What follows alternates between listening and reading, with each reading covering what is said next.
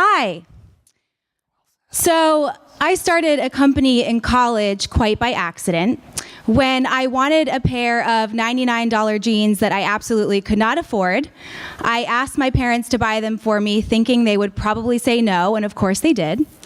So to pay for the jeans, I put an ad on Craigslist to clean one house. And the subject of the ad read, "I will clean your house for $99 plus tax." Can't forget the tax. A woman hired me, I cleaned her house, and I bought the jeans. I thought that was the end of the story, but really it was just the beginning.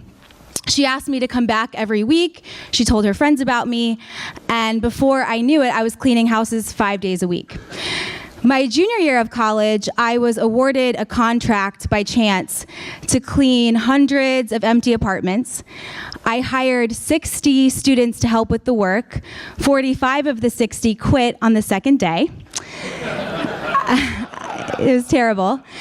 I was able to get them all back, but that's a story for another time, and it was one of the many terrible failures I would have, and I guess that's what happens when you start a company at 21 years old. But never did I think that this would be my career. I thought it was a way to support myself through school, and here I am 6.5 years later. My company is called Student Maid, and I'm 27 years old. We employ over 500 people in 2 different locations in Florida. And we clean stuff. We scrub toilets, we vacuum, and we dust. There isn't anything glamorous about the work that we do. We only hire students, so it doesn't matter if they're in high school, college, graduate school, doesn't matter. We started with a minimum 3.5 GPA requirement, so I needed a way to screen applicants, and I figured if you have a 3.5 GPA, you're probably hardworking and determined, and also I had a 3.51 GPA, so that was the cutoff. While we still use that today, it's definitely not a make it or break it thing. We hire based on culture fit, so we do have students with a lower GPA. We're very known in our industry for our retention rate. So a typical cleaning service will keep an employee for only a couple of months before they will go off and look for another job. Why? Because cleaning toilets is not fun. And at Student Maid, we keep our students for an average of 2.5 years. But they only leave because they have to. They graduate, and they can't work with us if they are no longer a student. Our leadership team is made up of people who started cleaning as students, they graduated, and they wanted to stay with our company, with the exception of my mom, who commutes to our office a couple times a week. One day I asked her, "What is your dream job?" She said, "Working with Student Maid." And so we hired her. And she has given herself her own title, Bob. It stands for Boss of Boss. I will let her think that. And when I tell people about Student Maid, I usually get the same reaction. How do you get students to clean? And when you think about it, I guess it is kind of unique. We engage millennials. They're scrubbing other people's toilets. There are plenty of other jobs they could get that are less physically demanding. They work for us for 2.5 years. They're engaged while doing it.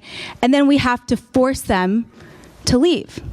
And the thing is, when they leave, they're completely different than they were when they started. So we are known for the impact our culture has on these young people. We have organizations that recruit from our graduating class of seniors because they know that our students have a skill set that most young people nowadays simply don't have. They're confident, they know how to make decisions, they excel in customer service interactions, they can communicate, they understand teamwork, they understand accountability.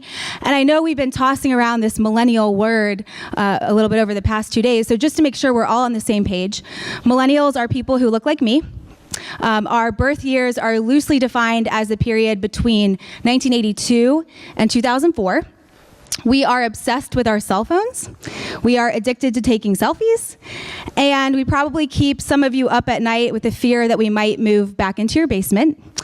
We are doing a really good job of getting on the nerves of everyone we work with. And we have been nicknamed workplace divas because we need constant praise, constant compliments to remain motivated. Some organizations have stopped attempting to recruit us because we are known to move quickly from job to job to job. So how do we get millennials to clean dirty toilets for 2.5 years? So I am not a millennial whisperer. I do not have a magic spell, and actually our culture at Student Maid was not always the way it is today.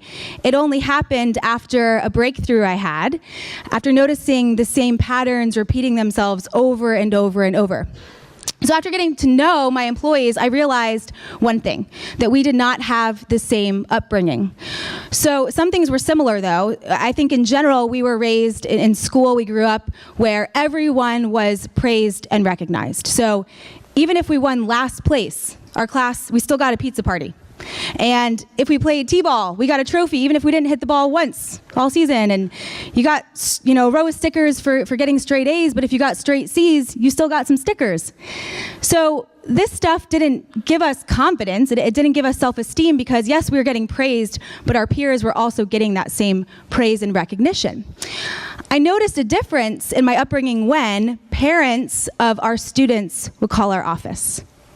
And they would say, my child can't come to work today because he has an exam or because she's sick. And when a student would get a poor performance review, it was very common that we would get a call from an angry parent. And I'm thinking, my parents would never do that. And I was raised in a home where we had to work very hard. We had to do it ourselves. We were only praised if we worked really hard and we deserved the praise. If we didn't, we were told, this is what you could have done better. We had to talk about it. And so that's when it kind of clicked for me. I had to emulate the culture my parents built for my sister and I in Student Maid. So I had to create a boot camp that would reverse the effects of this lifetime of praise overload that they've been getting. And I had to declare that Student Maid was a parent-free zone, which was very hard, but we did that. And you might have heard, you might even believe that millennials really care about instant gratification. The thing is, we care about instant feedback. We want to know exactly how our work matters. We want you to tell us how the work we're doing every single day is somehow impacting the bigger picture, even if the impact is really small. We just want to know what it is. And I think it is true that if you don't give us that, we will become disengaged. We will look for another job. So I tried to figure out a way to provide this feedback in our culture. And with that, I decided to pay our students based on performance. So they work in teams of 2. They clean a house, the customer takes a survey. These survey results are then posted on a wall in our office for everyone to see. We do not change the reviews, we don't sugarcoat them. Whatever the customer says goes on the wall. And the higher the review, the higher their hourly pay for that particular job. So what we're doing is we're teaching them, to communicate. We're teaching them to practice teamwork, accountability, because they have to do these things in order to get the highest review. They get the same amount of pay regardless of who cleaned what. So there's this feeling of not wanting to let the other person down. But what happens is when they first start with us, they do not know how to handle this feedback.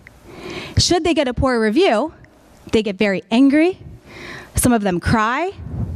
Some quit. And we have to stand there and continue to give them this feedback and watch them struggle through this. And it is so hard, but we do it because we know that's the only way that they will grow. And sure enough, with each poor review, they get better and better and better at taking this feedback. And we know that we've hit this sweet spot when they get back to the office after a really long day of work. They walk in the door, they drop their cleaning caddies, and they run straight to that wall to look at their reviews. And it is in that moment, when we hit that point, anything can happen because they've overcome their fear of failure. They now see it as an opportunity for learning and for growing, and it's easy to teach them anything at this point. So we've created a culture of failure by giving them complete autonomy in their jobs. They do not have a manager over their shoulder, and we employ people as young as 15 years old, and they are by themselves. They don't have a manager. Do they mess up? All the time, all day, every day. But we know that this is the only way they will grow and learn so much more than if we just protected them.